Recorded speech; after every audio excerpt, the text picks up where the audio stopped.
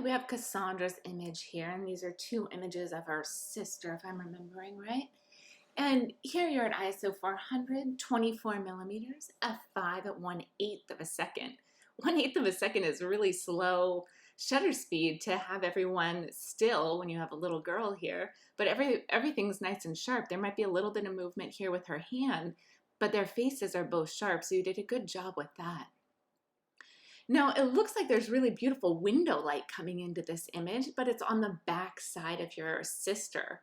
So just adjusting them, setting them up in a way that this light that we're seeing on her arm and on her leg here would be on their faces would work much better. That would allow us still to have the couch, still to have this really sweet interaction between her and her daughter, but also be able to get that quality of light. And window light is so soft that it would really add to the like ambiance and the connection between the two of them. And then also I might back up a little bit so that you're not cropping in. I don't mind so much that you're cropping in on the back of your sister, but cropping into your niece's hand and leg feels a little bit abrupt. It doesn't feel like it is framed with the space that you need. So either getting in closer, so we're just seeing the interaction between them, or giving them more space. Either way, I think could work here. And then this image is your sister going to work. So where the first image was more of a documentary, this is more of like a corporate editorial sort of image. She looks very put together, where the other image, she's wearing sweats and her hair's thrown up and she looks very comfortable. So here she's looking very put together. She's in a neighborhood, obviously new construction, new houses in the background. So this is really, all of this is leading to our understanding of her as being a successful woman. And I think that's important. I think the houses in the background are a little bit of a distraction, really, but having them tell more of the story adds a nice element to this. Having this be someone who maybe is just buying their first home or is living in this new neighborhood, I think that tells us something also. And that has to do exactly with what she's doing. It looks like getting ready for work. You're at ISO 200, 24 millimeters, and we see that creates some distortion on her as her feet look much smaller than her head. 5 millimeters at 1/15 of a second. So again, you're at a slow shutter speed, but I had no idea until I just looked at that. Everything's nice and sharp. So as much as I warn people about slow shutter speeds, it looks like you're handling it just fine. There's a lot of negative space at the top of this image. That's not really adding to the image. So changing your angle of view, maybe you stand a little bit higher or get a little bit lower so that you're filling the frame with your sister and not having all of that negative space, I think would further this image. And I've said that for a couple of people now, and I don't want you to think negative space is something I'm pushing against, because not at all. I think that it can really add to an image. But when you have the negative space kind of over her head, kind of pushing down on her, and then you are trying to make her look strong, it appears in this image, that creates this, I don't know, this divide in me where I'm fighting against what I'm seeing visually and what I want to believe of this image. So that's why here, that negative space doesn't work quite as well. It's kind of pushing her down. These two images are by Elodia, and we're at ISO 400, 18 millimeters, so pretty wide angle lens. f3.5 at 1/8 of a second. So that 1/8 of a second here, we're seeing a little bit of motion. We're seeing that her face isn't totally sharp here, and her hand is barely moving, but we can see that movement as well. I'm not concerned about her hand moving, but that her face isn't quite as sharp as we'd like it to be, I think is really important. So I'm forgetting if this was your roommate or your sister that is working hard and studying, it looks like here. And what I really appreciate about this image is everything that you're bringing into it. That it's not just her doing her homework, but we also see what looks like maybe a baby monitor out here, right? And then we see the picture in the background of her baptizing, it looks like a baptism, I have no idea, of a baby. We have the kids stuff in the background. So all of this is working really well to fill in the story of her.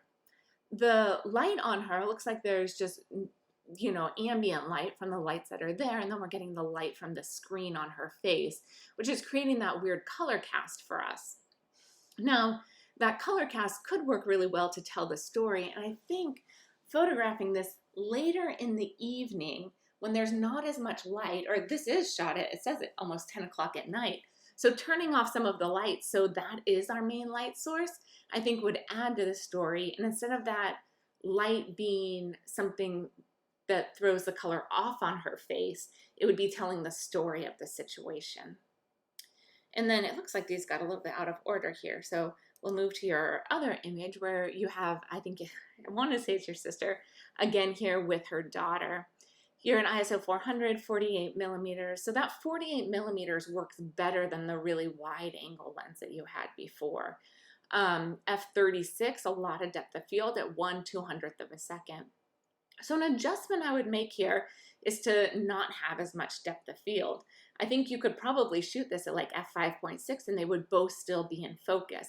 That would give you many stops more light. And by having that, we could avoid using the flash. So remember, flash, the on-camera flash is not going to be okay for any of the images in this class.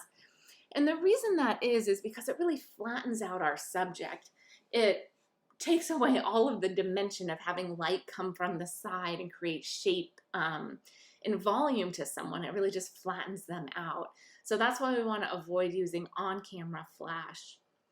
And your last image showed her working and studying, and it gave us a lot of different elements of the room, the headphones and the what looked like a baby monitor and the pictures and the markers.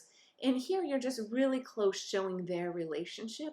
So softening that, just having it about them, softening that by using window light or bringing in some other types of light with strobe or with hot light, whatever you have, would be a much better fit for this image. This is Zixin's image, and this is an image of her mom. We're at ISO 160, 32 millimeters, f8 at 1/200th of a second. So all of that looks good. The lighting on her is pleasing. I think you could have it a little bit more falling off on one side of her to create more dimension there. Again, that 32 millimeters is kind of expanding our space here. So normally I would say to shoot this with a little bit of a longer lens. But the meaning of this image is more of that like corporate sort of image where she's a jewelry maker and you want to show what she does. You want that to be part of the image. But you told us that this is a mannequin for showing jewelry or showing necklaces. But to me, I can't see that. I mean, I can because you said it, but I would not have seen that. I would think it was like part of her clothing, or if we're looking at quickly, part of her hair. So adding a necklace to this, or having her hold this with a necklace on it and having her workspace in front of her, something like that could really fill out this image. Another thing I noticed is that the background has a lot of wrinkles in it. So ironing that out and getting rid of all those wrinkles, as well as lighting the background separately so that it's nice and bright and doesn't have kind of a duller tonality to it, would work better here. And then you have your mom here sitting on her porch with her cat that's in that, like, cats are so, I have a cat and cats are just so unpredictable and always wanting to do their own thing. And that's what it feels like here. She wants to hold on to it, but her cat's looking to go somewhere else. I feel like her claws are starting to like come out a little bit. And your mom, it looks totally different. She's in like house clothing. She's smoking her cigarette. She has her hair put up and she's sitting in her recliner just relaxing. I think that's really a fun image. I actually think this image would work even better if you scooted further back from your mom, that we got the full atmosphere here, that we saw that maybe she's just sitting on her front porch and we could see that, or maybe she's sitting next to the garage door and we could see that she's just watching her neighbors, or whatever is around her. I think this is such a classic environment in the way that she's set up. So to pull out a little bit and let us see even more of that environment would come through nicely.